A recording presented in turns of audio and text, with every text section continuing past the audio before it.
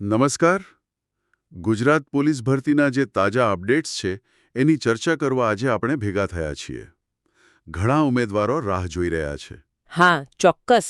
અને ખાસ કરીને આપણે કોન્સ્ટેબલ અને પીએસઆઈ એટલે કે પોલીસ સબ ઇન્સ્પેક્ટર આ બે ભરતીઓ પર આજે ધ્યાન આપીશું. બરાબર. આપણી પાસે જે માહિતી છે એના આધારે અત્યારે શું સ્થિતિ છે અને ઉમેદવારો માટે આનો શું અર્થ થાય એ સમજવાનો પ્રયાસ કરીશું. અને આ જે ઉત્સુકતા છે ઉમેદવારોમાં એ સમજી શકાય એવી છે. પરિણામની રાહ જોતા હોય ત્યારે નાની અમથી વાત પણ મોટી લાગે.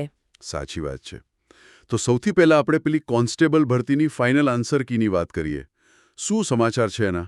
હા, તો જે વાંધા અરજીઓ મંગાવી હતી એના પર વિચારણાનો તબક્કો પૂરો થયો છે એમ જાણવા મળ્યું છે. અચ્છા.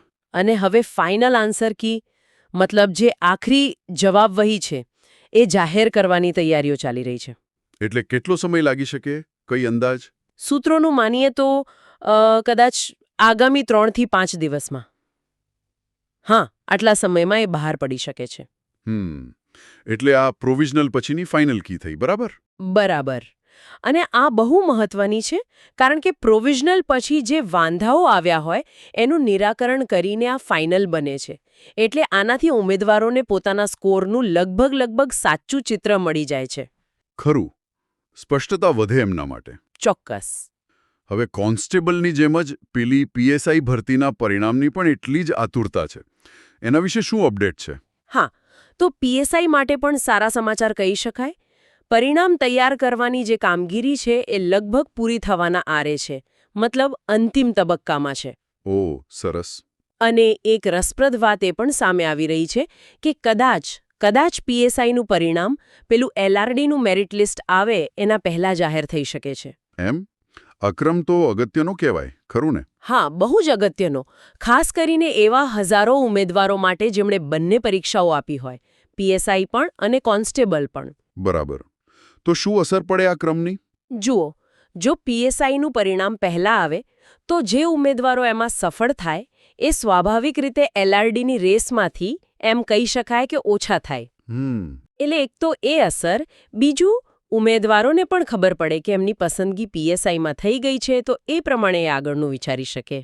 એટલે એલઆરડીના મેરિટ પર પણ કદાચ થોડી અસર દેખાય કટ ઓફમાં? બની શકે. હા, બની શકે. કારણ કે અમુક ટોપના ઉમેદવારો જો પીએસઆઈમાં જતા રહે તો એલઆરડીના કટ ઓફ પર થોડી અસર જોવા મળી શકે છે. આ એક સંભાવના છે. સમજાયું. હવે આ બધી માહિતી અને અપેક્ષાઓની વચ્ચે એક સાવચેતીનો સૂર પણ છે, ખરું ને? બિનસત્તાવાર સમાચારો વિશે. અરે, એ તો ખૂબ જ જરૂરી વાત છે. અત્યારના સમયમાં ખાસ કરીને સોશિયલ મીડિયા પર એટલી બધી અફવાઓ અને ખોટી માહિતી ફરતી હોય છે.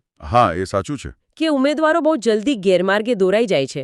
બિનજરૂરી ચિંતા અને ટેન્શન વધે છે. બરાબર. એટલે અમારી તો ભારપૂર્વક સલાહ છે કે કોઈ પણ માહિતી માટે, કોઈ પણ અપડેટ માટે માત્ર અને માત્ર જે તે ભરતી બોર્ડની સત્તાવાર વેબસાઇટ જ જોવી.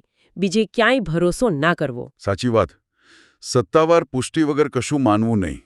તો ચાલો આજની ચર્ચાના મુખ્ય મુદ્દા ટૂંકમાં ફરી જોઈ લઈએ. હા. લગભગ 3 થી 5 દિવસમાં અપેક્ષિત છે. બીજું, પીએસઆઈનો પરિણામ પણ લગભગ તૈયાર છે અને કદાચ એલઆરડી મેરિટ પહેલા આવી શકે. અને ત્રીજું, સૌથી અગત્યનું, હંમેશા સત્તાવાર સ્ત્રોત પર જ આધાર રાખવો. બરાબર. અને છેલ્લે શ્રોતાઓ માટે એક વિચાર મૂકવો છે. હા, જરૂર.